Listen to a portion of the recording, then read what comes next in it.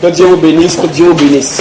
Bonjour à Libreville. Bonjour frère Junior. Bonjour.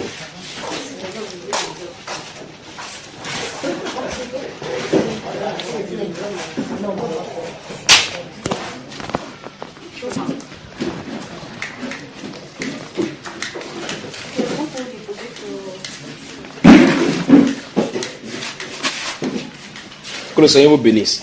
On peut prier, vérifier que le téléphone soit fermé. Prenez les choses du Seigneur au sérieux. Les saints qui ont vécu avant nous nous attendent. Ils nous attendent. C'est nous qu'ils attendent. Ils nous attendent. Il faut qu'on traverse rapidement les mêmes situations qu'ils ont traversées et qu'on sorte vainqueur. Quand la dernière génération sera entrée, quand ça sera terminé, on va les rencontrer là-bas dans la joie. Il n'y a pas quoi que ce soit des joies permanentes ici sur la terre. Cherchons ce qui est permanent et définitif, d'accord? Souvenez-vous que malgré que nous soyons dans une période temporaire, nous sommes là pour écrire des choses de l'éternité. Souvenez-vous toujours cela.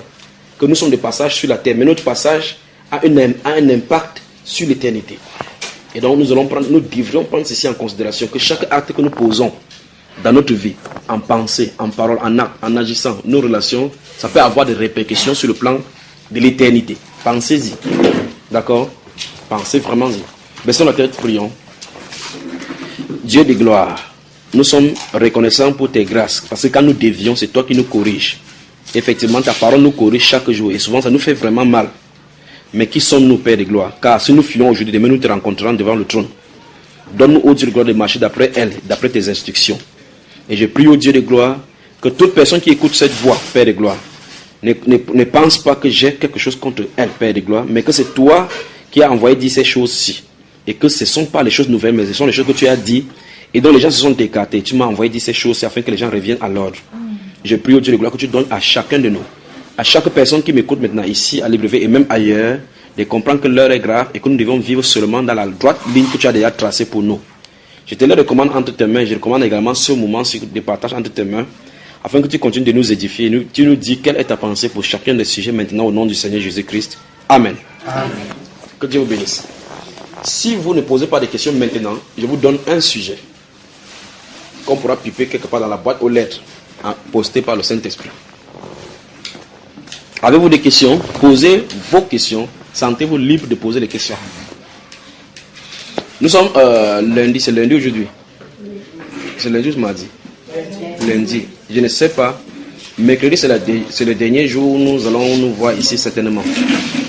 Donc, épuisez vos questions. Oui, mon frère. Tout à l'heure. Non, ne tirez pas les chaises. Portez les chaises. Quand vous tirez, ça fait des bruits. Tout à l'heure, en lisant l'intimité, oui. Je suis tombé sur ce verset qui parlait de Ève qui devait être sauvée par sa descendance. Oui. Je voulais savoir de quoi il est question exactement. Qui a également rencontré ce problème? Vous avez lu les mêmes livres, non? Vous avez suivi, vous avez vu ce qu'il a dit là? On n'a pas le chapitre 2 de 1 Timothée. Vous avez lu le verset 12 et le verset 13, parce que c'est là où ça se trouve. Ouvrez donc cela.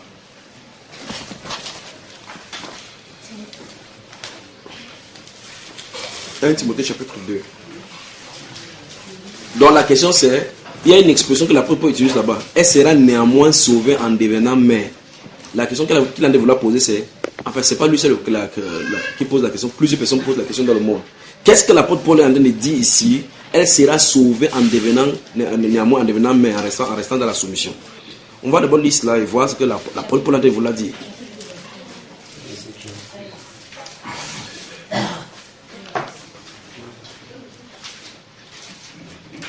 Tu y es, mon cher.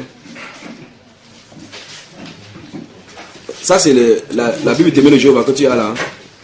Oui. Que Dieu te bénisse. Lis-nous ça. Lis-nous ça dans la traduction Monde Nouveau. 1 Timothée chapitre 2, versets 12 et 13. Lis-nous dans la version de témoin de Jéhovah. Je ne permets pas à la femme d'enseigner ou de dominer sur l'homme. S'il vous plaît, ne tirez pas les chaises. Si vous voulez déplacer les chaises, portez les chaises parce que c'est désagréable à l'écoute. Je ne permets pas. Attends d'abord, frère. C'est vous qui venez d'entrer. On a des lits dans 1 Timothée chapitre 2. Une fois de plus, c'est les femmes encore. Elles dérangent. Et donc là, le frère dit quelque chose, on a écrit quelque chose dans le verset 12 et le verset 13 qui désire comprendre ce que ça veut dire. Lui n'est pas le seul cas parce que je rencontre ces mêmes problèmes, ces mêmes questions, c'est partout. Je crois qu'une fois pour tout, il faut que le Seigneur nous dise quel est le contexte et ce qu'il a dit ici. D'accord? Allons-y à partir du verset, depuis le verset 9, allons-y. Je ne permets pas à la femme d'enseigner ou de dominer sur l'homme, mais qu'elle soit dans le silence. Car Adam a été formé le premier. Stoppons d'abord là-bas. Vous voyez que dès qu'il dit directement, dès que, toute votre attention, mes chers sœurs, et mes chers frères, et mes chers sœurs surtout, dès que l'apôtre Paul écrit que je ne permets pas à la femme d'enseigner, vous voyez, dès qu'il écrit ça, qu'elle demeure dans le silence. Il ne dit pas, parce qu'ici il a écrit à Éphèse, aux Éphésiens. Parce que les gens qui lisent là, il y a des gens qui disent, oh non, ils écrivaient ça à l'église d'Éphèse, parce qu'à l'église d'Éphèse il y avait trop de désordre. L'apôtre Paul n'écrit pas aux juifs. Lui, il était un juif. C'est les juifs qui ont la Genèse, le livre de la Genèse, où on raconte l'histoire de Moïse. Les païens n'ont pas cela. Vous comprenez cela? Il a écrit, et puis il a dit, de toute façon, Adam n'était pas un juif. Nous sommes d'accord. Ève n'était pas un juif. Dieu, lui, n'était pas un juif. Il a commencé à créer l'homme et la femme. Point final. Ça n'avait rien à voir avec la religion, avec la classe sociale. D'accord?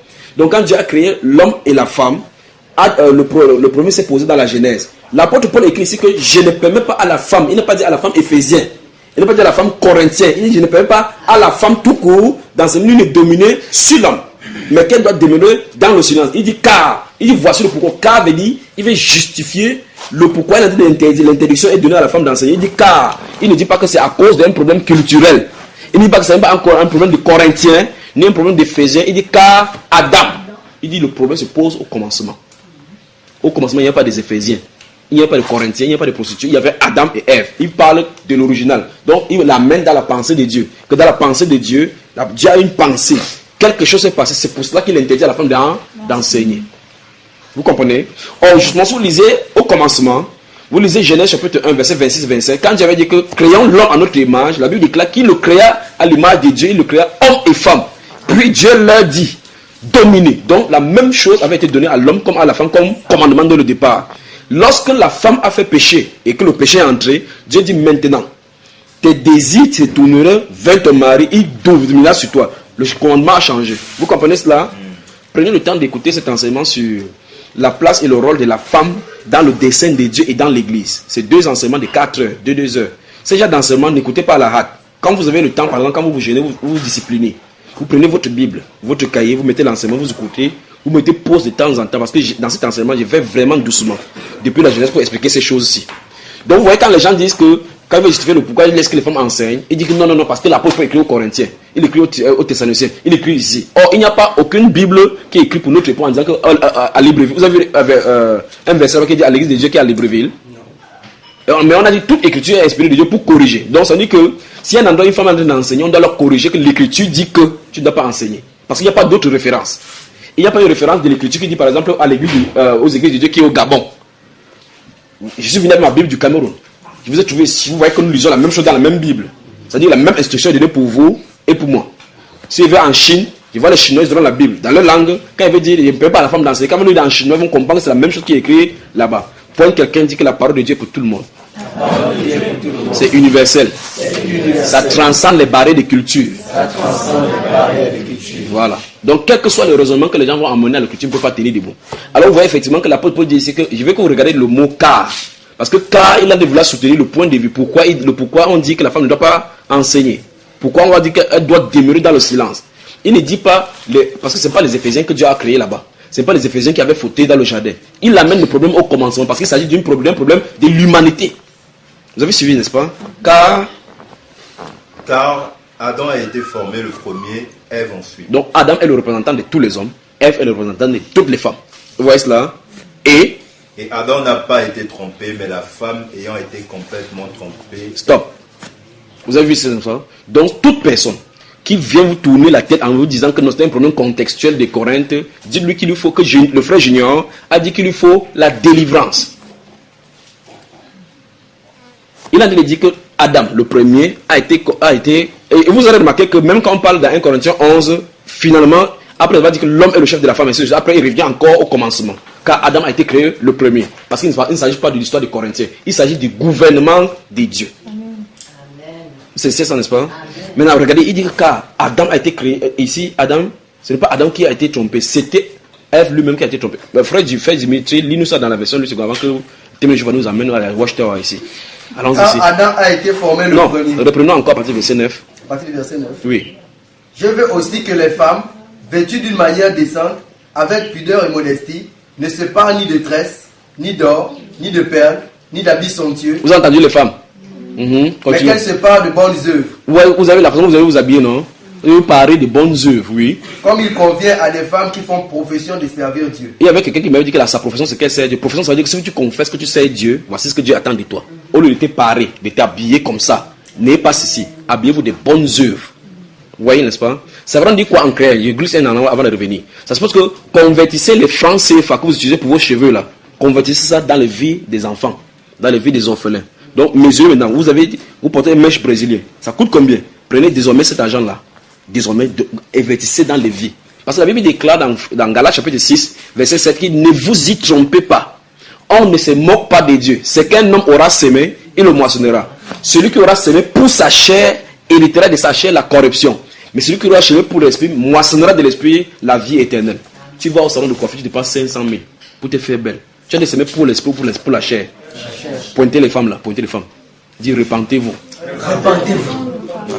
Voilà. Continuons ici de toute façon. Allons-y. Que la femme écoute l'instruction en silence, Oui. avec une entière soumission. Oui. Je ne permets pas à la femme d'enseigner, Oui. ni de prendre de l'autorité sur l'homme, Oui. mais elle doit demeurer dans le silence. Vous entendez cela? Je vais m'arrêter, c'est pour encore esquisser encore une autre désordre que les gens causent. Après, qu'il y ait un autre groupe qui dit que non, c'est à cause des problèmes culturels. On a vu maintenant qu'il n'en est rien. La personne maintenant tourne encore, il dit que non. Ici, c'est l'apôtre Paul qui dit, parce que c'est lui qui dit je ne permets pas. Comme l'apôtre Paul parle à la première personne. Mais la personne qui parle sur le mariage dans 1 Corinthiens 7, c'est toujours lui qui parle. Il dit pour ce qui concerne les couronnes dont vous m'avez écrit, moi je pense qu'il est bon que l'homme n'ait pas touché des femmes. Mais pour éviter l'impudicité, que chacun ait son mari, que l'homme ait sa femme. Tout ce qu'il écrit, c'est lui qui écrit. Mais c'est le Saint-Esprit qui écrit au travers de lui. Donc il n'y a pas de philosophie en disant que non, c'est l'apôtre Paul qui dit. Quand les gens disent que toute autorité vient de Dieu, c'est l'apôtre Paul qui a écrit. Quand si le parle en langue, les dons spirituels, les diacres dans l'église et autres là-bas, les différents trucs des saints là-bas, c'est l'apôtre Paul qui a écrit. Point quelqu'un dit qu'il n'y a pas de philosophie contre la parole du Seigneur. Il n'y a pas de philosophie contre la parole. Ça ne tiendra pas. Ça ne tiendra pas. Aucun raisonnement ne peut tenir contre le Saint-Esprit. Aucun raisonnement ne peut tenir contre le Saint-Esprit. Voilà. Parce qu'il lui me l'a dit que l'évangile que je vous ai annoncé n'est pas d'un homme. Il a déjà dit ça. Car je ne l'ai ni appris d'un homme, ni reçu par une école de théologie. Mais c'est par révélation. Donc le Seigneur qui a dit que reste ici, écrit telle chose. Pas vrai? Donc ça veut dire que celui qui va philosopher en disant que l'apôtre Paul dit il y a le je. Il n'a pas besoin. Parce que dans le 1 Corinthiens 14, il a dit que si quelqu'un croit être prophète ou enseignant, inspiré, qu'il reconnaisse que ce que je viens de vous écrire est un commandement du Seigneur. Et s'il l'ignore, qu'il ignore. Donc si tu ne connais pas alors. Dans 1 Corinthiens 11, où on parle de voiles là, remarquez très attentivement, la dernière fois on s'arrête au verset 15. Verset 16, il dit, si quelqu'un se plaît à contester, nous n'avons pas cette habitude là. Non plus que les églises de Dieu. Donc, ce qui fait partie de l'église de Dieu, on ne discute pas ces choses-là. C'est un ordre. Point final. On avance. Avançons, frère Dimitri. Quand Adam a été formé le premier, Adam a été formé le premier. Ève ensuite. Donc, il nous a amené dans le commencement ici. Donc, le problème se trouve au commencement. Oui. Et ce n'est pas Adam qui a été séduit. Oui. C'est la femme qui, séduite, s'est rendue coupable de transgression. En fait, dans le langage simple, pour que vous compreniez, c'est que mon grand frère vous l'a dit ici que lorsque vous vous tournez vers le commencement, la personne qui a posé problème n'était pas Adam, qui était mis au jardin le premier, c'était Ève qui a posé problème. Parce qu'ici, on a parlé des femmes. Vous voyez cela? Continuons. Elle sera néanmoins sauvée en devenant mère. Stoppons donc là-bas. Stoppons donc ici. Je veux que vous souligniez, elle sera néanmoins sauvée en demeurant mère. Mais, fini la phrase. Si elle persévère avec modestie dans la foi. Si elle persévère dans la modestie, dans la foi. Dans la charité. Dans la charité. Et dans la sainteté. Dans la sainteté. Combien de choses on a exigé à cette femme-là? La modestie. Non, ça ne commence pas par là. La première chose, c'est quoi? 2, 3, 4, 5, 6. Entouré sainteté.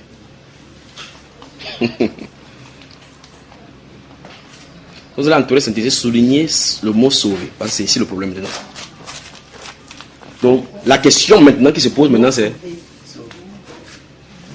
la question qui se pose ici maintenant, c'est qu'est-ce que l'apôtre est en train de dire ici? On sort de l'enseignement, de l'interdiction à l'enseignement. Il nous ramène au commencement, il dit elle sera néanmoins sauvée. Puisqu'il dit que c'est Ève qui séduite, s'est trouvée coupable de l'iniquité, n'est-ce pas? Puis il dit elle sera néanmoins sauvée. Alors je pose la question, elle dont on parle ici, c'est qui? Vous êtes sûr? Relisez encore la phrase. Car. Elle sera néanmoins. Non. Car. Là, on commence par car. Car Adam a été formé le premier. Oui. Ève ensuite. Oui. Et ce n'est pas Adam qui a été séduit. Oui. C'est la femme qui séduit. Vous voyez qu'on n'a pas utilisé le mot Ève. On a utilisé maintenant la femme. Donc la femme ici est référée à Ève. Oui.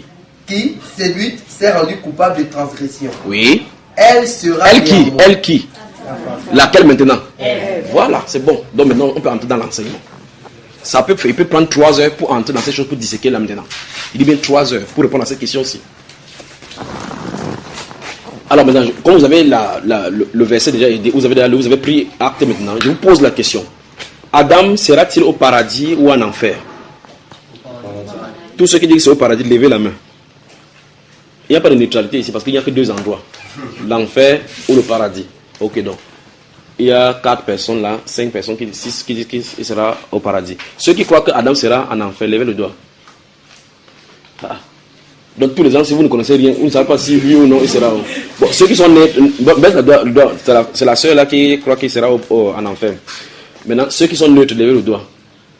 Il y a des gens qui sont ni neutres, qui sont plus cons. Toi, tu es dans quel camp, ma soeur? Neutre. Ok, ceux qui sont neutres, levez le doigt. Donc, ils ne savent pas si Adam sera au paradis ou sera en enfer, c'est ça? Je veux que celle qui a levé le doigt, dis-nous pourquoi Adam sera en enfer.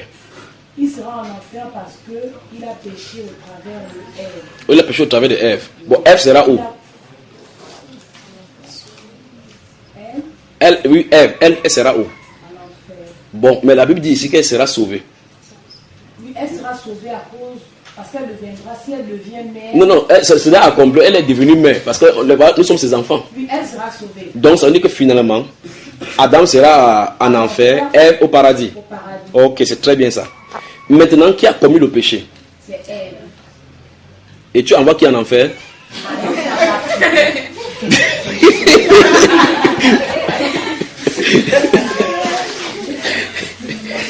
La Bible déclare clairement ici que ce n'est pas Adam qui a péché, c'est Ève qui a péché. Tu dis que, ok, dans ta censure, si tu es juste, tu crois que si on le trouve en jugement, qu'il y a des justes là, c'est que vous avez quoi à faire. Elle va condamner quoi, le coupable, l'innocent, elle va le relâcher le coupable.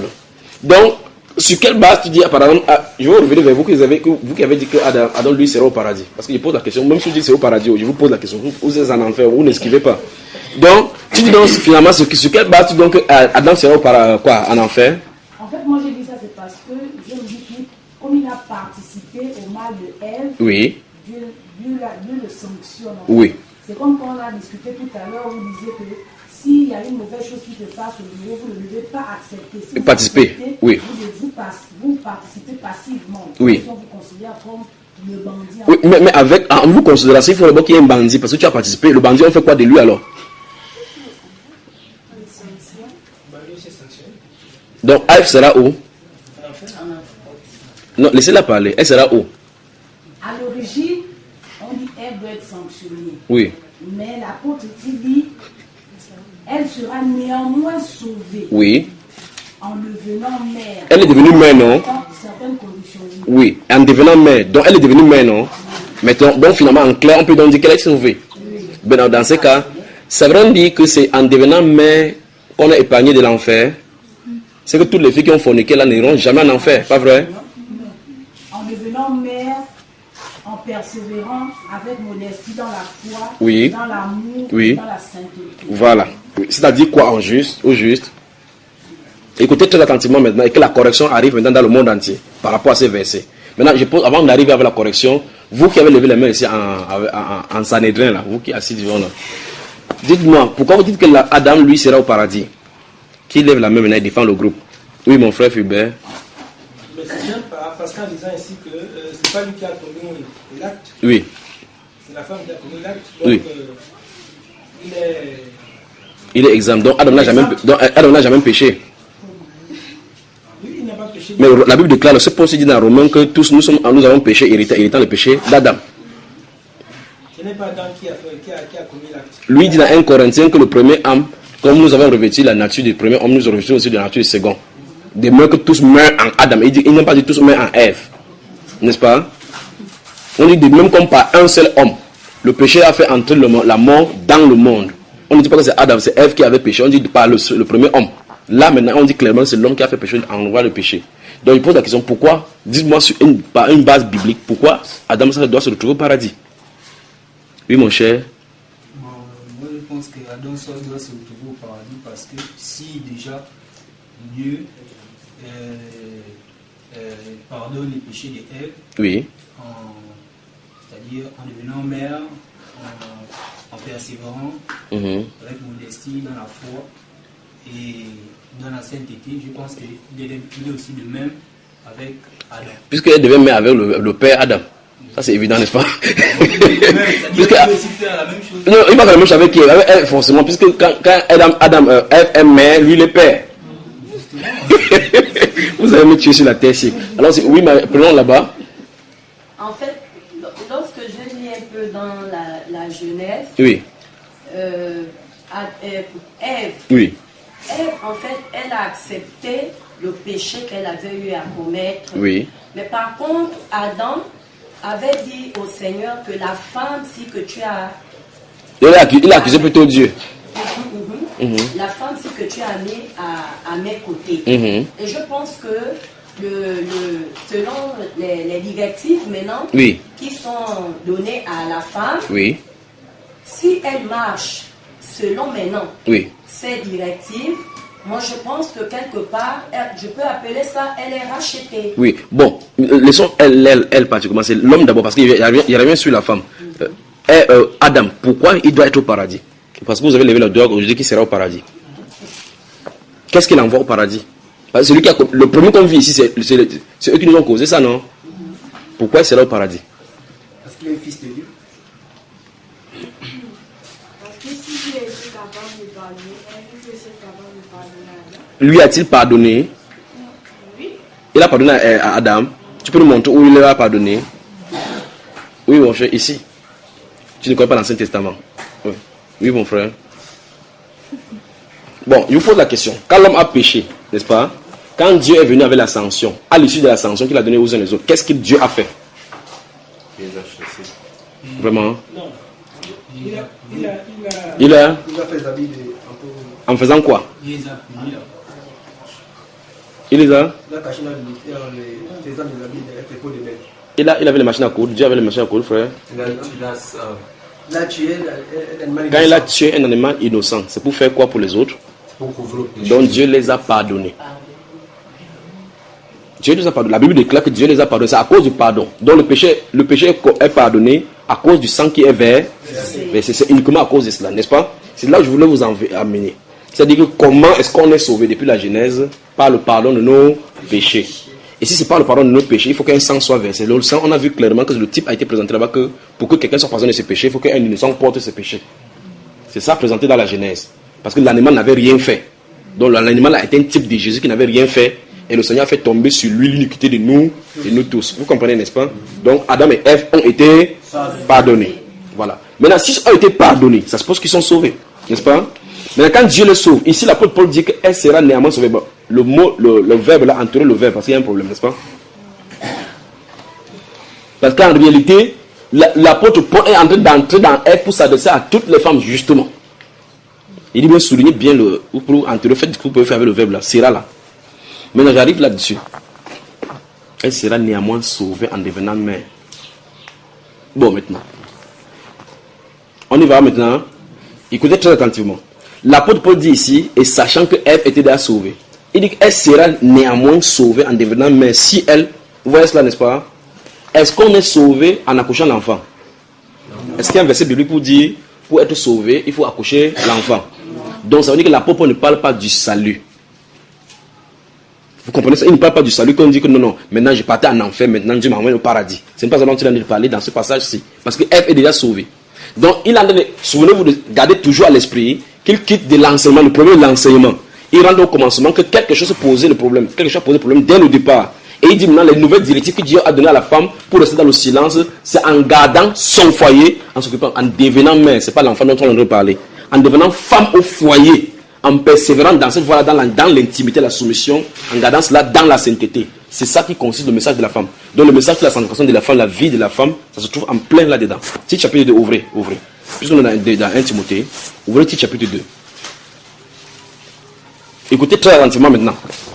Vous allez voir l'apôtre Paul dit la même chose maintenant autrement. Et je dis bien au nom de Jésus-Christ de Nazareth et que la correction vienne. Il ne s'agit pas de dire que non, comme la femme accouche, ce n'est pas ça donc l'apôtre Paul en train de parler. Et il n'est pas en train de parler d'être sauvé en étant épargné de l'enfer ici. C'est pas ça en train de parler. Il est en train de parler des nouvelles directives qui est données à la femme maintenant, la modération et son ministère qu'il a donné à l'issue de la chute de Genèse. Là où Dieu attend la femme. D'accord? C'est ça dont il est en train de parler ici dans ce livre de 1 Timothée 2, 12, 13. Bon, maintenant, écoutez très attentivement. Titre chapitre 2. Je veux que tu me lises le verset 3 jusqu'à 5, jusqu'à ce qu'il te dise stop. Écoutez très attentivement maintenant. Allons-y. Dit que les femmes âgées doivent aussi avoir l'extérieur qui convient à la sainteté. Vous avez vu ça, n'est-ce pas? N'être ni médisantes, ni à donner au vin. 2. Qu'elles doivent donner de bonnes instructions dans le but d'apprendre aux jeunes femmes à aimer leur mari et leurs enfants. Oui. À être retenues, chastes, occupées aux soins domestiques, bonnes, soumises à leur mari, afin que la parole de Dieu ne soit pas blasphémée. Soulignez ce bout de phrase-là. Afin que la parole de Dieu ne soit pas blasphémée. Ça veut dire que si la femme quitte ce poste-ci, à cet instant-là, la parole de Dieu est blasphémée. La même chose que s'est passé dans la Genèse se passera. Voilà pourquoi il envoie là-dedans. Et donc, en devenant mère, ça veut dire que, en devenant mère, ça veut dire que la femme est épargnée. Ah, mon Dieu, qu'est-ce qu'il peut parler là maintenant? Écoutez très attentivement. La femme, si elle demeure dans le silence, elle est épargnée. Vous avez demandé d'entourer sauver aujourd'hui dans le livre de, vous appelez, dans le livre de 1 Timothée chapitre 2. D'accord? Allez au-dessus de sauver là. Mettez épargné là-bas, écrivez épargné. Bon, vraiment, si tu écris dans la version de Timothée, ça ne change rien. Donc laisse ça comme ça. C'est déjà faux, pas vrai? Quand c'est faux, on brûle. Ok. Donc, on va finir maintenant. On va rentrer dans 1 Timothée 2. Là, on va relire cette phrase-là. D'accord? Allez, écoutez très attentivement. Parce que le problème qui est situé dans ce verset, c'est le problème qu'on a mis sauvé là-bas. Quand vous voyez sauvé, vous croyez peut-être que c'est par rapport au salut que la personne. Parce que cette personne, si elle est sauvée. Elle est déjà délivrée de la puissance du péché. Donc la personne épargnée se trouve dans le corps maintenant. Le peuple utilise, il dit, mais elle sera sauvée néanmoins en devenant mère. Devenant mère, ça ne veut pas dire en donnant l'enfant, non. C'est le ministère dans lequel Dieu l'oriente. Que c'est là où Dieu l'attend pour qu'elle soit tranquille là-bas. Elle sera épargnée de la chute antécédente qu'elle avait fait en chutant la parole, en venant prendre la parole qui n'est pas leur. Ce n'est pas sa place là-bas. Elle sera épargnée. Donc si elle reste à la maison, elle sera épargnée. C'est épargnée. Le mot, c'est ainsi par le Seigneur. C'est épargnée. Elle sera épargnée. Donc les ennuis qu'elle a eu dès le départ, elle sera épargnée de ses ennuis. Elle sera gardée de ses ennuis, préservée de ses ennuis. C'est pour ça que la Bible dit qu'elle quitte cette bonne que Dieu lui a donnée, la parole de Dieu sera blasphémée. Vous avez entendu maintenant, n'est-ce pas? Relisez maintenant 1 Timothée 2, le verset 4. Et là où il y a épargné ou quoi que vous avez écrit là-dessus, maintenant, lis en utilisant épargné. Allons-y. Elle sera néanmoins épargnée en non, commence par car. Car Adam a été formé le premier. Ève ensuite. Oui. Et ce n'est pas Adam qui a été séduit. Oui. C'est la femme qui, séduite, s'est rendue coupable de transgression. Oui. Elle sera néanmoins épargnée en devenant mère. Vous voyez, femme au foyer. Si elle persévère avec modestie dans la foi, dans la charité et dans la sainteté. C'est exactement ce qu'il a dit dans le titre en détaillant. Exactement. Donc il ne s'agit pas de dire que comme Ève a accouché, ici elle a eu des enfants, maintenant ça a été épargné. Si c'est comme ça, c'est que tous les sorciers qui accouchent sont épargnés. C'est pas ça toutes les questions. Donc Dieu en train d'orienter, il dit en résumé, écoutez très attentivement. Je ne permets pas à la femme d'enseigner. D'accord? Voici le pourquoi je ne lui permets pas d'enseigner. Parce qu'en réalité, à l'origine, elle a quitté son poste. Alors, quand elle a quitté son poste, Dieu lui a assigné cet autre poste. Voici ta tâche désormais pour te pousser à fermer ta soupape, ton tiers de chauffement. Pour que vous ne reveniez plus que la parole de Dieu cause les mêmes ennuis qu'elle a eu dès le départ. Voilà donc votre correction. C'est de ça dont il est question dans le livre de 1 Timothée chapitre 2. Oui, ma chère. J'ai envie de savoir, quelle est la différence entre la chasteté et la sanctification? Bonne question. La chasteté pose un problème particulièrement dans le domaine sexuel. Alors que la sanctification touche tous les domaines. Ça peut toucher ta pensée, ça ne peut pas toucher même pas le domaine sexuel. Tout genre de saleté que tu puisses avoir. Donc la chasteté est une portion de la sainteté. D'accord? Frère Junior, vraiment, vous allez m'excuser. Et t'excuse ma soeur. Je suis obligé de toujours lever la main. Oui. Par rapport aux enseignements qu'on nous donne. Oui. Et de dire que Dieu est bon et Dieu nous aime. Et il est fidèle. Oui. Pourquoi? Parce que je vais revenir, j'en ai discuté avec monsieur hier parce que je voulais poser, en fait, c'est même pas des questions. En fait, je le dis. Oui. C'est en fait des témoignages par rapport à la parole que vous donnez. C'est pourquoi je dis vraiment Dieu est bon. Amen. Je suis très ému. Nous sommes dans la dénomination où nous étions. Et c'est comme ça comment le pasteur se lève un matin, il décide faire l'école du dimanche. Non, l'école biblique. Oui, wonderful. Où on doit apprendre maintenant les gens à prêcher. Oui. Et nous sommes sélectionnés. C'est grave ici, hein, à Gabon. Nous sommes sélectionnés parmi... On était au nombre, je pense, de près de 30 ou 32 personnes. Oui. En fait, je dis ça, je témoigne pourquoi? Parce que je suis dépassée, quoi. Et c'est comme ça, il y a des hommes, il y a des femmes. Nous sommes tous pris pour... Et on commence l'école du ministère. Oui. Au premier jour, au deuxième jour, parce que toutes les fois qu'on faisait... Il y avait des manifestations, par exemple, dans l'église... On priait d'abord à la maison. Et je m'accorde avec monsieur. Nous nous mettons à prier pour recommander cela entre les mains de Dieu. Et c'est comme ça, comment... Parce que moi, c'est vrai, je lis la Bible, mais je suis vraiment émue par rapport à toutes ces explications que vous nous donnez, parce que moi, je vis ça dans la réalité, avec mon époux. Et c'est comme ça comment je vais dormir. Quand je dors, je me retrouve dans la salle, nous sommes toutes les personnes qu'on a sélectionnées pour l'école du ministère. Et curieusement, je vois une dame qui vient, elle m'enlève du lot. Elle me dit, viens. Toi, on ne t'a pas appelé pour ça. Et elle m'amène à côté. Oui. Et elle me dit, moi je t'ai choisi pour le secret. Oui. C'est ce qu'elle m'avait dit. Amen. Elle dit, je t'ai choisi pour le secret. En fait, comme j'étais dans le département intercession, oui. Pourquoi je témoigne? Parce que c'est maintenant que je comprends. Au départ, je ne comprenais pas. Et comme j'étais dans le département intercession, lorsque je sors de la vision, puisqu'on a toujours partagé avec monsieur à deux, et puis je dis, je ne sais pas ce que le Seigneur veut me dire. Mais j'ai rêvé, on était le nombre de personnes qu'on a choisi. Mais une dame est venue, elle me dit, elle m'a enlevé du lot. Et elle me dit que toi, je t'ai choisi, on t'a choisi pour le secret. Oui. Est-ce que peut-être que mon poste est à l'intercession? Donc je dis ça à mon époux. Et puis on continue. Lorsque nous continuons... Et jusqu'à malgré cela, tu continues, tu allais faire les cours là? Oui. Malgré le rêve là? Parce que je n'avais vraiment pas le discernement et l'explication de ce que j'avais vu. Et je continue à faire les cours. En fait, on fait tout le monde. Et il est arrivé à la 3e ou 4e semaine, un mois je pense, on a commencé à faire passer les gens pour le prêcher. Au milieu de l'assemblée, non? On dit au milieu maintenant de l'assemblée. Et c'est même monsieur qui avait ouvert les hostilités. Oui. Ils ont commencé par monsieur. Ils ont pris. On passait par semaine. Et ces personnes-là commençaient même déjà à prêcher les dimanches dans les dénominations. C'est terrible. Et c'est comme ça qu'on m'a dit, il restait 4 personnes qui devaient prêcher. Ce qui est curieux, les 4 personnes, on arrive, et le pasteur pose la question que combien de personnes ne sont pas encore passées. Donc je me lève avec les 3 autres. Mais Dieu est merveilleux et il est bon. Et c'est comme ça comment le pasteur lui-même, là où il est sur le strade, dit, Madame Afouaga, asseyez-vous, vous êtes déjà passé. Tu dis, je dis, mais comment ça? J'insiste. On en a même partagé avec le frère Fulbert. Je dis, mais comment je suis passé? Donc je résiste. Je suis là debout. Il dit, assieds-toi. Je vais sauf enseigner ici. Il dit, je dis, assieds-toi, tu es déjà passé. Je dis, je ne suis ni passé à l'autre église, oui, ni passer à l'autre. Oui. Il dit assieds-toi. Oh. Au même moment, monsieur m'a appuyé.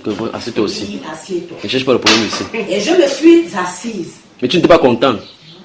Bon, non. En fait, je suis dépassée. Donc c'est au moment où je m'assois, où je vois la vision revenir.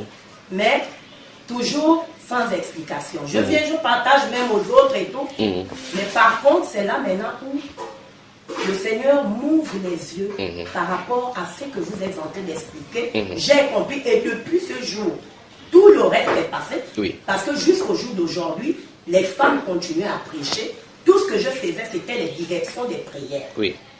Les femmes continuent à prêcher. Je ne suis jamais passé jusqu'au jour où j'ai quitté l'église. Et tu ne sais pas ce qui t'est arrivé avant que je ne prêche pas. Bon, en fait... Mais tu vois que tu as été mise à part, non? En fait, je n'avais pas les explications, mais ça me pose à vous poser une question. La Bible que nous avons là, que tu as là maintenant, c'est la même Bible que tu avais depuis? Oui. Ah. Vous lisiez ça là-bas, hein? Oui, je la lis. Bon, je la lis. Il y a des choses que je mets en pratique lorsque je vois dans la Bible. Oui. Il y a des choses que je mets en pratique. Par exemple, les prêts avec intérêt. Oui. Je n'ai pas été enseigné. Oui. Tu as lu ça, c'est mais par obéissance, moi quand je lis dans la parole, et que quand ça me touche, j'arrête. Oui. Seul comme ça. Oui, pour le sujet, si particulièrement de l'enseignement de la femme là, vous n'avez, personne dans votre milieu là, n'avait jamais vu cela ni lu. Non, mais par contre, on nous enseigne, si déjà les femmes prêchent, c'est comme le frère qui était là dimanche disait que dans nos assemblées ici au Gabon, pratiquement toutes les femmes prêchent. Voici mon problème, parce qu'il ne sait pas, il ne passe dans ce milieu. Comment quand cette femme-là prend le verset, la Bible, elle se tient là-bas, elle voit, je n'ai pas la femme d'enseigner. Je vais savoir si elle entend plutôt que je te dis clairement de pécher. Non, mais non, le problème, frère Junior, c'est qu'on ne touche plus assez. On esquive. On esquive ça. Oui, on esquive. Okay. Mais par contre, moi maintenant, je suis convaincu par rapport maintenant à ce que le Seigneur, par exemple, ce que j'avais vu, je me suis dit, oh, par exemple, là où vous expliquez, c'est en ce moment que je comprends que le Seigneur n'a peut-être pas dans ma marche avec lui, n'a pas voulu peut-être que tu entres dans cette chose-là. Parce que c'est un péché. Absolument. C'est une désobéissance du commandement.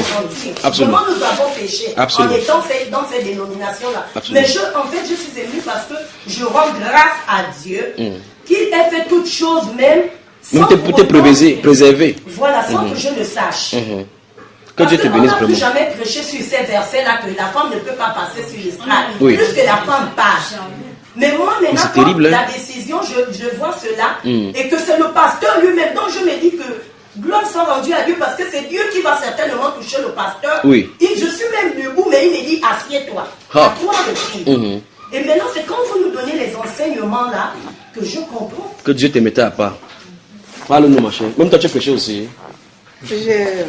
Tu ne prêchais pas.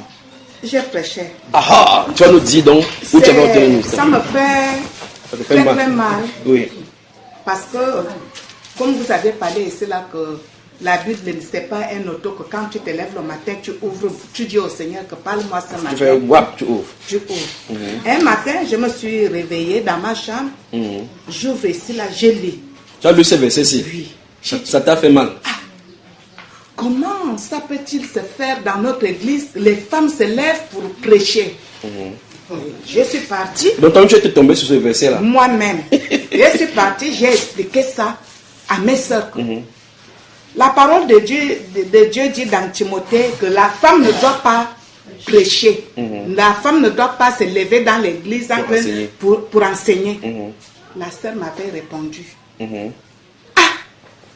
C'est la question là que j'avais même posée hier, que le Saint-Esprit verse Dieu verse le Saint-Esprit sur toute chair. Vos fils et vos filles prophétiseront. Vos fils, vos filles prophétiseront. Oui. Mais est-ce que c'est seulement que Dieu a donné le Saint-Esprit aux hommes et il n'a pas donné aux femmes? C'est ça laquelle la sœur m'avait répondu que là où tu es là. Elle t'a posé la question, est-ce que Dieu a donné le Saint-Esprit aux hommes sans donner aux femmes? Oui, c'est ça là que la sœur. Et quand elle a dit comme ça, tu as pensé quoi? Elle a raison. Ma sœur, regarde, elle me dit, tu as le Saint-Esprit, ça signifie que ce n'est pas le Saint-Esprit de ton mari qui va t'amener au ciel, c'est pour toi-même.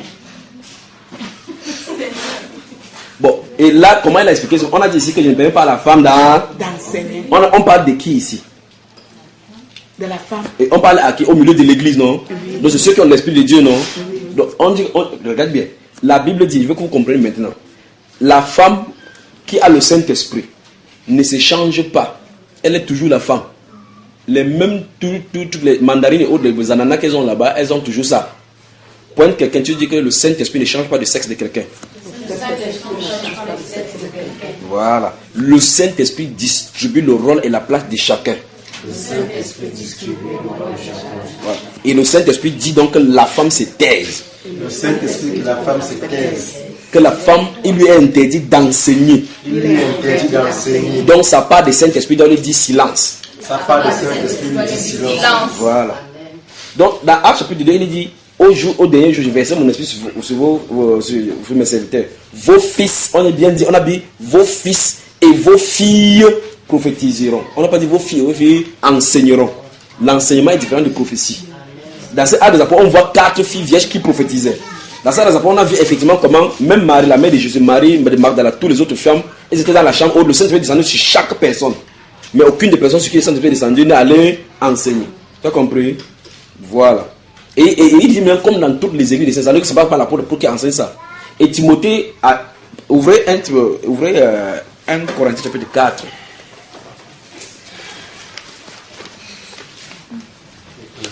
Vous savez quoi? Les gens m'amusent seulement parce que quand vous lisez, c'est dit que non, c'était à Éphèse. Et ici c'était à Corinthiens. On va voir ce que l'apôtre Paul dit. Que non, c'était le problème ici. C'était le problème ici. On ne peut pas t'en sortir comme ça. 1 Corinthiens chapitre 4. Bonsoir Libreville. Bonsoir frère Mignon. Ne vous fâchez pas, d'accord frères et sœurs. Ne vous fâchez pas. Bon maintenant, lis le verset 17 mon cher frère. Pour cela je vous ai envoyé Timothée. Oui. Qui est mon enfant bien-aimé et fidèle dans le Seigneur. Oui. Il vous rappellera quelles sont mes voies en Christ. Oui. Quelle est la manière dont j'enseigne partout dans toutes les églises. Vous avez entendu comment dire, non? Donc ce que l'apôtre Paul enseigne là, il dit que Timothée, comme il vient chez vous à Corinthiens, au Corinth là, il va vous dire la façon dont j'enseigne dans toutes les églises. Donc quand il écrit au Corinthiens, c'est que Timothée va réitérer là-bas, c'est ce que l'apôtre Paul dit quelque part. C'est pour ça qu'en Timothée, ici à Timothée, le livre 1 Timothée chapitre 2, Timothée se trouvait à ce moment à Éphèse. Et ici il se trouve, il dit qu'il envoie comme ça Timothée. Ça c'est à Corinthe. La même chose qui prescrit à Corinthe, la même chose dans l'esprit à Éphèse. Vous comprenez cela? Maintenant, écoutez maintenant chapitre 16, c'est le même livre, chapitre 16.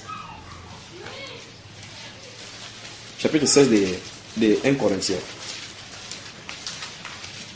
Donc, quand quelqu'un va vouloir philosopher, non, ça c'était au Corinthien, ça c'était ici, il ne sait pas ce qu'il a dit. Parce que quand l'apôtre Paul ne peut pas venir ici à Libreville dire que je ne permets pas à la femme d'enseigner. Puis pas à quoi? À France, il dit que non, vous pouvez enseigner. Parce que ce n'est pas son ordre à lui. Parce que un ordre, quand il y a un commandement sur la terre, c'est pour tout le monde. Quand c'est pour l'église, ça concerne toute l'église. Parce que c'est pour ça, 1 Corinthiens 14 dit que, comme dans toutes les églises des saints, vous voyez, n'est-ce pas? 1 Corinthiens chapitre 16, le verset 1 là, allons-y. Pour ce qui concerne la collecte en faveur des saints, oui, agissez vous aussi, oui, comme je l'ai ordonné aux églises de la Galatie. Stop. Vous voyez, il dit, pour ce qui concerne, nous sommes au chapitre 16, verset 1 de Corinthiens, 1 Corinthiens. Il dit, pour ce qui concerne la collecte en faveur des saints, agissez vous aussi. Vous ici mis pour les Corinthiens. Que les Corinthiens doivent agir la manière qu'il a ordonné aux églises de la Galatie. Vous voyez, la Galatie c'est une grande région, comme un État. Et il dit que, comme je viens de vous dire là, c'est la même chose qu'il a dit là-bas. Vous voyez le renseignement. S'il ne nous a pas dit ça ici, c'est qu'on ne doit pas savoir qu'il avait donné un ordre aux églises de la Galatie. Et donc l'apôtre Paul enseigne la même chose partout. Et donc il dit ici dans 1 Corinthiens 4 que pour cela j'ai envoyé, donc à cause de cela qu'il a envoyé Timothée, comme vous avez des désordres là-bas, pour qu'il vous enseigne la manière dont j'enseigne dans toutes les églises. Parce qu'à Timothée, il avait déjà dit à Timothée que dis-leur que les femmes doivent se taire. Et pour les Corinthiens, comme il bavarde là-bas, dis-leur aussi qu'ils doivent se taire. C'est comme ça dans toutes les églises du Saint. Amen. Amen. Amen. Amen. Voilà. Vous êtes fatigué? Non. Alors, souvenez-vous de ceci. La parole de Dieu est claire pour celui qui veut marcher dans la lumière. Si quelqu'un veut philosopher en prenant n'importe quel raisonnement humain, ça ne peut pas tenir contre les Écritures. Jamais. Ça peut tenir ou peut convaincre les gens avec ces petits raisonnements. Mais quand l'Écriture viendra, tout mur, tout raisonnement, toute pensée captive va venir à l'obéissance du Seigneur. Amen. Des questions, posez les questions. Oui, moi j'aimerais bien savoir quelle est la différence entre l'homme animal et l'homme charnel. L'homme animal, c'est l'homme charnel, frère. L'homme animal, c'est l'homme charnel. C'est une autre appellation de cela. Oui, mon cher, ici. Oui, non. J'ai une question sur le livre intime. À haute voix, frère. À haute voix. Il a parlé sur ma voix, je finis ici. Oui. J'ai une question sur le livre Timothée, au chapitre 5, verset 22. Oui. Il dit, n'impose les mains à personne avec précipitation. Oui. Et ne participe pas au péché d'autrui. Oui. Toi-même conserve-toi pur. Amen. En fait, je ne comprends pas bien le verset. Ok, tu as lu le verset 22. Qu'est-ce qui a laissé passer? Il a donné quelle instruction ici au chapitre 22, c'est particulièrement à partir du verset 18. Il y a le verset 18 en descendant. Lis-nous ça, mon frère, avant que comment. Car l'Écriture dit, tu n'en muselleras point le bœuf quand il foule le grain. Oui. Et l'ouvrier mérite son salaire. Oui. Ne reçois point d'accusation contre un ancien. À partir d'ici maintenant, il faut faire attention. Allons-y. Ne reçois point d'accusation contre un ancien. Oui. Si ce n'est sur la déposition de 2 ou 3 témoins. Oui. Ceux qui pêchent, reprends-les devant tous. Stop. Vous voyez, quand tu as pris en bas, tu ne sais pas qu'on a dit quelque chose en haut. Les choses dont on a donné l'instruction, c'est contenu en haut. Vous voyez, les anciens, ce sont ceux qui sont les dirigés, qui sont les conducteurs de l'assemblée. Quand ils sont conducteurs, il dit, il y a une façon que Dieu a ordonnée pour le cas des anciens, comment on doit résoudre le problème. Ce n'est pas n'importe qui va se passer. Si on veut me dire que telle personne à l'église de Libreville a fait telle ou telle chose qui est un ancien, si toi seul, ton accusation n'est pas suffisante. On dit qu'il faut pour qu'il y ait une confirmation de ces choses, il faut que 2 ou 3 personnes disent la même chose de toi que tu as posé problème en tant qu'ancien. Vous voyez? Puis maintenant, il dit, si la chose est vraie, ceux qui pêchent, donc ceux qui sont coupables dans ce domaine-là, il reprend leur devant tous. On ne pas dit devant l'assemblée. Il a dit devant tous, donc devant tous les autres anciens. Afin que les autres aussi éprouvent de la crainte. Donc pour que les autres anciens ne fassent pas comme cela. Vous savez, n'est-ce pas? N'est-ce pas si vous comprenez? Oui. Voilà, on n'a pas dit qu'on reprend l'ancien devant l'assemblée. Ce n'est pas devant l'assemblée. Ça veut dire que les dirigeants qui dirigent, si Timothée se rend compte qu'il y a telle personne qui a accusé de telle chose et que 2 personnes accusent cette personne, c'est qu'il y a une véracité dans ce que ça veut dire. Il dit, ok, ne corrige pas ces personnes-là en secret. Vous savez, n'est-ce pas? Il faut réunir les anciens. Dis-leur que telle personne a fait telle chose et c'est pas bon, il faut le reprendre devant tout cela pour que ceux-là savent que s'ils fassent la même chose, on va faire aussi comme ça. D'accord? Continue. Je te conjure devant Dieu, devant Jésus-Christ et devant les anges élus d'observer ces choses sans prévention et de ne rien faire par faveur. Donc, ça veut dire que parmi les anciens, il ne faut pas que tu dis non, telle personne est ma personne. Fais ça droitement. Donc, si tu pêches, je te dis que tu as péché, frère, répands-toi. Mais devant les autres anciens, continue. N'impose les mains à personne avec précipitation. Oui. Et ne participe pas au péché d'autrui. Donc, quelqu'un peut venir là-bas parmi les anciens et dire, oh, j'ai tel problème. C'est pour cela que la Bible déclare, par exemple, en disant dans 1 Corinthiens chapitre 11, à partir du verset 27, quand on parle de la Sainte Seine, il dit que quand les gens mangent la Sainte Seine, ils parlent de tous les démons. C'est pour ça qu'il y a parmi vous des démons, des infimes, et beaucoup de personnes sont mortes. Oh, si quelqu'un va porter le péché comme ça au milieu de l'assemblée, il vient, il dit, oh mon frère, pardon, prie pour moi. Tu dis, oh Seigneur, tu ne sais pas ce qui a amené ces péchés. Tu fais ça, tu prends tes péchés. Vous comprenez cela? Voilà. Dieu merci qu'il a désadressé aux anciens ici, là, qu'il faut faire attention. Ce n'est pas n'importe qui qu'il a désadressé. Parce que les anciens qui dirigent doivent avoir le discernement. Il y a bien le discernement. Et je souhaitais prendre beaucoup de temps pour vous parler de ces choses-là. Oui. Mais de toute façon, quand on va venir, Dieu voulant, on a des choses. Quand vous allez acquérir les B.A.B.A.C, on va entrer dans notre dimension de ces choses pour vous enseigner cela. Donc, il dit aux anciens et aux dirigeants maintenant de ne pas imposer le même n'importe qui. Ah, frère Junior, j'ai mal au bas-ventre. J'ai mal au bas-ventre, tu le regardes. J'ai mal au bas-ventre. Qu'est-ce qui a amené le bas-ventre qui fait mal? Elle va te dire, tu vois, elle va gratter la tête. Je ne sais pas, mais elle sait. Elle ment. D'autre part, quelque chose s'est passé alors qu'elle a avorté. Elle ne viendra jamais dire qu'elle a avorté. Donc c'est cela qui a impliqué ceci. Mais elle va tourner là-bas en faisant comme Marie de Nazareth. Alors qu'elle sait ce qui est causé comme problème. Oui, ma chère. Je voulais savoir. Ah, oh, ma soeur, pas là, ne t'inquiète pas. Lorsqu'on est déjà chrétien. Oui. Et qu'on a, par exemple, dans les rêves des révélations. Oui. comment on peut être sûr que c'est Dieu qui nous parle ou ce n'est pas Dieu? Bon, maintenant, tu es chrétien ou tu n'es pas chrétien? Acte chapitre 2. Acte chapitre 2. Il y a un enseignement concernant les songes. Cet enseignement traite des songes et la prière pour couper tous les liens qui viennent de l'ennemi dans les songes. Trouvez cet enseignement et écoutez. Mais lisons Acte chapitre 2.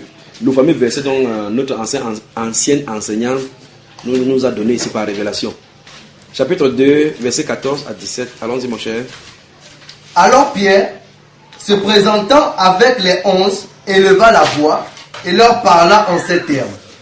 Hommes juifs, et vous tous qui séjournez à Jérusalem, sachez ceci, et prêtez l'oreille à mes paroles. Ces choses ne sont pas ivres. Ces gens ne sont pas ivres. Oui, ces gens, oui. Ces gens ne sont pas ivres, comme vous le supposez. Oui. Car c'est la 3e heure du jour. Oui. Mais c'est ici ce qui a été dit par le prophète Joël. Oui. Dans les derniers jours, dit Dieu, je répandrai de mon esprit sur toute chair. Oui. Vos fils et vos filles prophétiseront. Oui. Vos jeunes gens auront des visions. Oui. Et vos vieillards auront des songes. Stoppons là-bas. Dieu a dit que les songes vont venir de qui? Là-bas, Dieu a dit que les songes vont venir de qui? Wonderful. Vous lisez la Bible, non? Il n'a pas dit que les songes vont venir à qui? Il a dit que les songes vont venir de qui? Donc, qui est l'initiateur de ces songes? Dieu.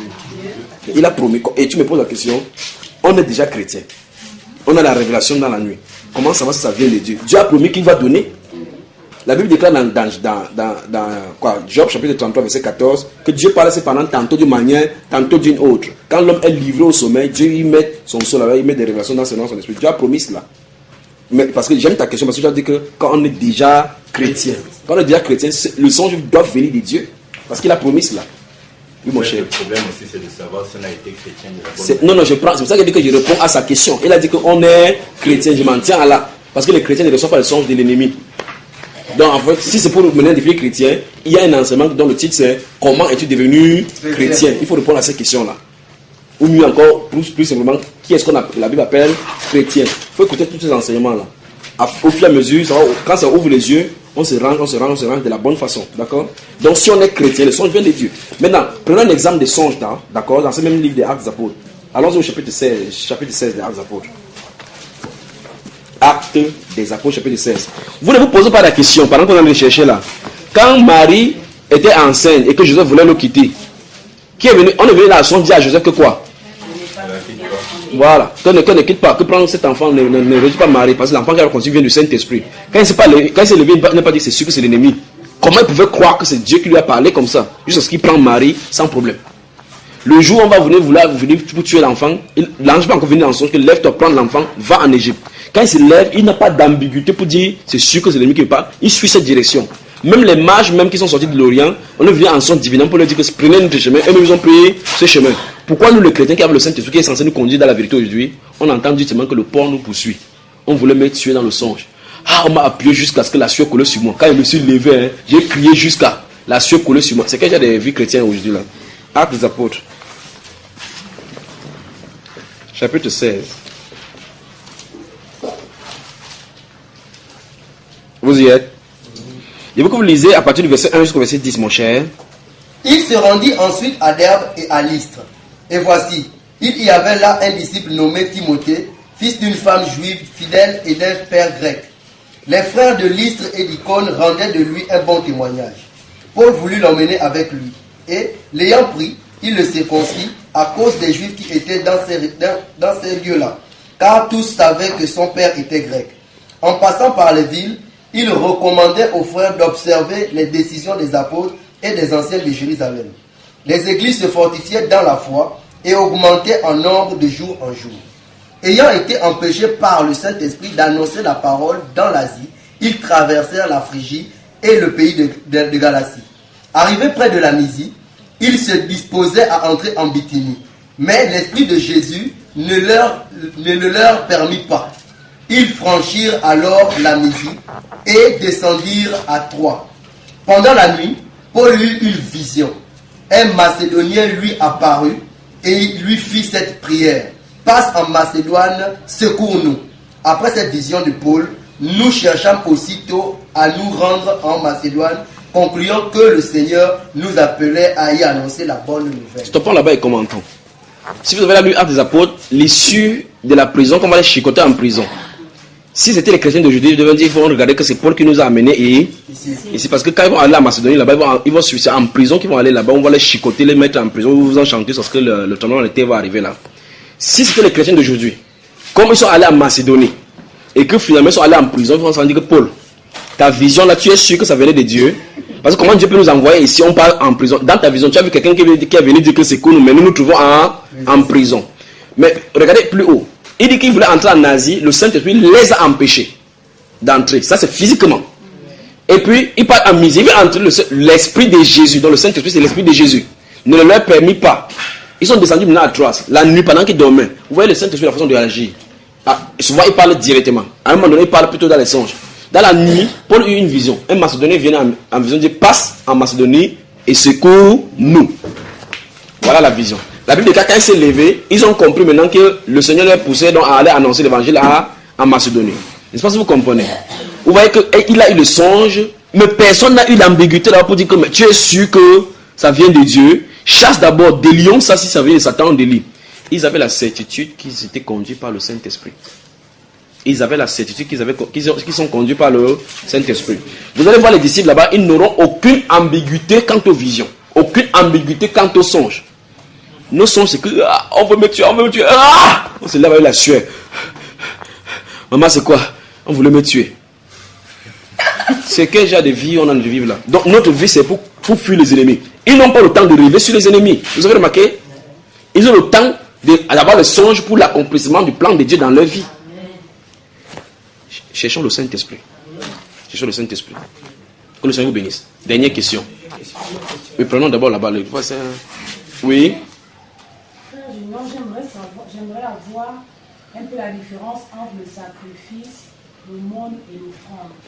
Oui. Parce que dans une église, dans un rassemblement oui. de personnes oui. qu'on appelait avant oui. une église, oui. ils s'attardent pas souvent sur le monde. Oui. Parce que, en fait, hier, je regardais aussi mes notes. Oui. Quand je voulais les déchirer, oui. j'ai même commencé. Attends, tu voulais les déchirer? Pourquoi la soeur avait... Porte ta chaise, tu viens. Frère qui est ici d'abord. Toi, tu ne parles même pas d'abord le beaucoup. Viens, ma chère, viens. Viens. Viens. Il a d'abord d'avoir avec la Bible, t'aimer le Jéhovah même. Viens. Il ne veut pas déchirer. Oui. Oh. Qu'est-ce que tu avais mis dessus même pour déchirer comme ça là? Dis-nous. Je voulais me débarrasser de ça. Tu es rentré à la maison, tu étais fâché. Non, je lisais. Et puis je réalisais que j'avais parfois été un peu berné. Oui, qu'on t'a embrouillé. Oui. Dis-nous par exemple, qu'est-ce que tu as lu là-dessus qui t'a poussé à déchirer? Parce que je vois qu'au niveau de le monde, les explications données par le pasteur, oui. Très court. Il dit, le monde se fait aux nécessiteux. Oui. Il a grandi, il parle beaucoup plus du sacrifice. Oui. J'ai par exemple noté, le sacrifice, pour nous, c'est le moyen qui ouvre des portes dans l'invisible. Applaudissez pour le pasteur là. Écoutez, non, oui, écoutez, non, recommence encore, c'est très intéressant. Les pasteurs sont trop forts à Libreville. Le sacrifice, c'est pour nous le seul moyen qui ouvre des portes dans l'invisible. Oui. Pour que les bonnes choses de Dieu coulent sans cesse. C'est la manifestation du plus grand détachement. Le sacrifice, nous devons le faire de tout cœur et sans regret. Par le sacrifice, les anges font ce que vous ne pouvez pas faire. Choisir quelques billets dans son sac en signe de sacrifice, ce n'est pas ça. Pour le sacrifice, il faut donner tout ce qu'on a en sa possession. Et sur l'offrande, j'avais noté, l'offrande se fait à Dieu en reconnaissance de ce qu'il fait pour nous.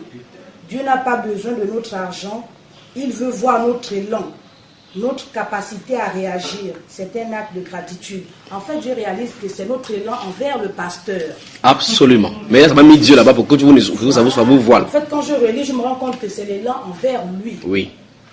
Alors maintenant, il y a un autre enseignement sur ceci, le sacrifice d'après la nouvelle alliance. Il y a des enseignements. L'action de grâce, c'est que la Bible appelle par action de grâce dans le Nouveau Testament. Il y a l'enseignement. Et puis il y a le sacrifice que Dieu agrée. Il y a l'enseignement. D'accord? Il y a le sacrifice qui vous fait mal. Il y a l'enseignement. Donc, si je vais prendre ça maintenant, je vais encore vous prendre du temps. Permettez qu'on dépose ici, que vous venez avec la tête fraîche et je vous les bouscule encore. D'accord. Donc demain c'est un autre jour, on va faire cela. On va entrer en détail dessus. Donc comme ça, détache encore. C'est demain ou c'est mercredi. Mercredi, je vais déchirer encore davantage. Vous voyez comment le pasteur dit, non? Que le sacrifice, c'est pas prendre quelques billets. Il faut en fait donner tout. En fait, juste ça te fait mal. Bon, le jeune, dis-nous quand même, parce que tu es notre cobaye. Quand il avait dit ça, le jour, tu avais fait comment? Bon, ce jour-là, je n'avais pas. Je reconnais quand même que j'ai toujours eu beaucoup de vigilance. Oui, tu guettais comme ça et tu tournais un peu comme tu guettais. Ça n'a pas marché. Ça n'a pas marché. Mais qu'est-ce que tu as remarqué autour de toi, l'engouement, par rapport aux gens qui avaient écouté? Oui. Les gens ils ont donné ce qui leur fait mal. Oui, frère Junior, puisque le mot est dit, oui. Il faut un élan, il faut donner pour Dieu, il faut suffisamment donner. Oui. Ne pas prendre quelques billets, prendre tout ce qu'on a pour Dieu. Bon, et de l'autre côté, il dit que Dieu n'a pas besoin de notre argent. N'est-ce pas? Oui. C'est quand même une ambiguïté déjà. En fait, il le dit, il n'a pas besoin de notre argent. Ça veut dire, il a tout. Il a tout. Ça veut dire ok, maintenant, dans ce cas, oui. Donner, ça ne lui dit rien. En fait, donc, Dieu n'a pas besoin de ça, mais donner quand même. Vous voyez que, en fait, ils ont les techniques pour détourner et pour vous envoûter. Mais pardonnez-les, s'il vous plaît, pardonnez-les, d'accord? Vous avez ça confus ce que vous avez dit hier, par cupidité, ils trafiqueront de vous au moyen des paroles trompeuses. Tu seras surpris lorsqu'on va lire la Bible sur ce que la Bible appelle par sacrifice. On va voir cela ici, d'accord? Le sacrifice, on va voir et puis, comme j'avais promis dans les premiers jours que nous sommes entrés ici, j'avais dit qu'on va vous montrer maintenant comment diriger votre finance d'après le Seigneur. Comment guider donc. Je crois que si vous me permettez, venez vendredi tôt vraiment à 10h, qu'on commence mercredi donc, pour qu'on puisse commencer et enseigner bien cela, d'accord? Donc quand vous venez fraîchement, on commence par là. On va positionner dans la Bible. D'accord ma chère? Tu es encore fâché contre quoi? C'est une... Oui mon frère. Oui, moi je voulais, en fait, c'est peut-être pas dans le même sens, mais oui. Je crois peut-être que c'est des passages qu'on utilise toujours. Oui. Bon, dans Galates 6, chapitre 6, verset 6. Verset 6. Ok, maintenant, en fait, ça va dans le même sens, puisque c'est le sacrifice. On va joindre là-dessus. 1 Corinthiens, 2 Corinthiens 8 et au-delà. Non, 1 Timothée oui. 18. Non, 5, verset 18. 5, verset 18. Verset 18. Voilà. Le vrai mérite son salaire, ainsi de suite. Voilà. Pour ceux qui labourent, oui. Je connais tout cela. Donc, on va joindre sur tout ça parce que c'est ici à voir. Oui, ici. On t'a aussi trompé. Non. Attends, toi, on ne t'a pas trompé. Mettez la main sans regarder là où vous prenez de l'argent. Attends, dis-nous, qui a dit ça? Le pasteur, mettez la main dans le sac ou bien dans la poche sans regarder ce que tu vas faire sortir.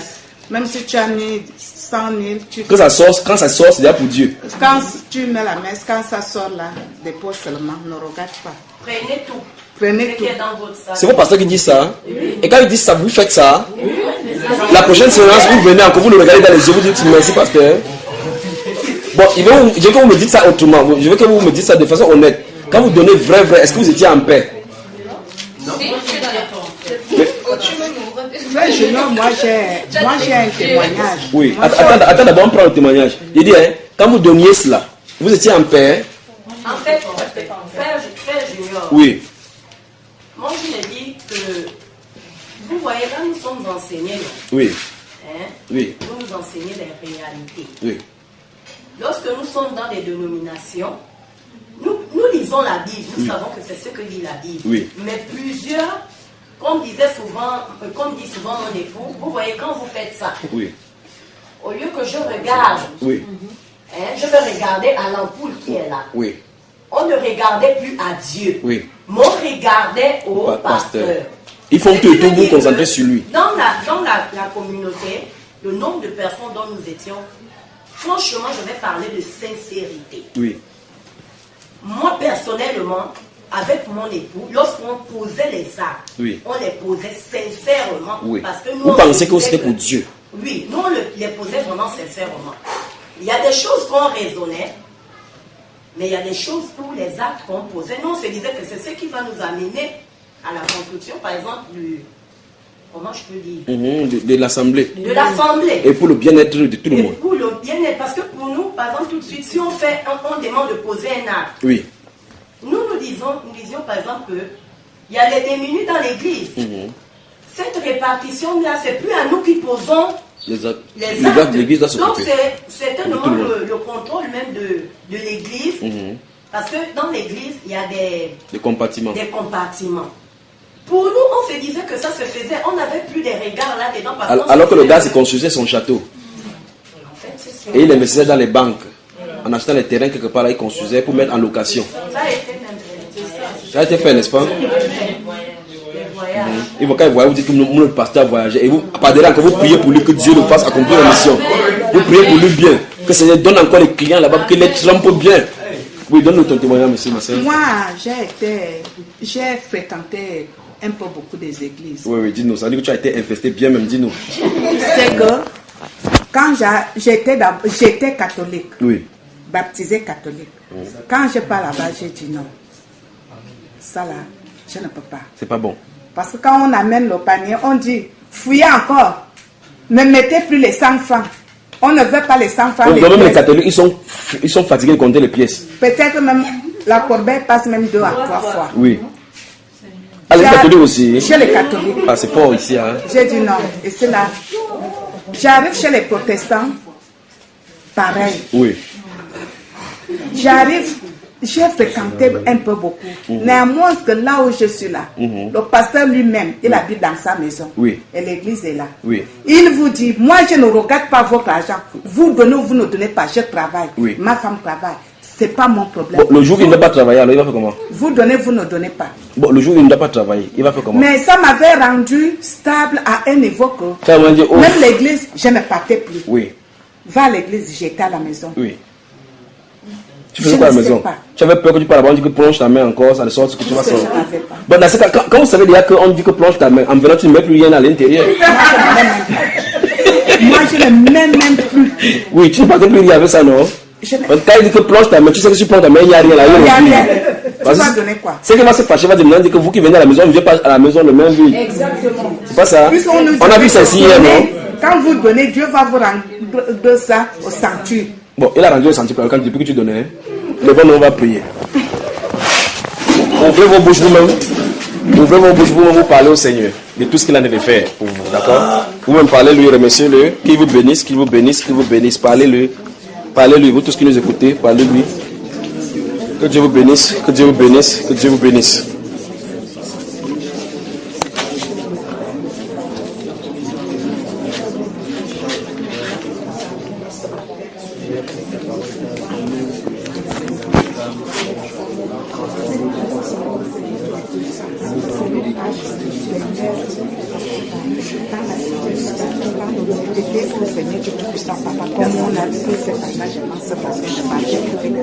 Selon ta parole, Seigneur Dieu Tout-Puissant, Papa, selon tes écritures, Seigneur Dieu Tout-Puissant, Papa.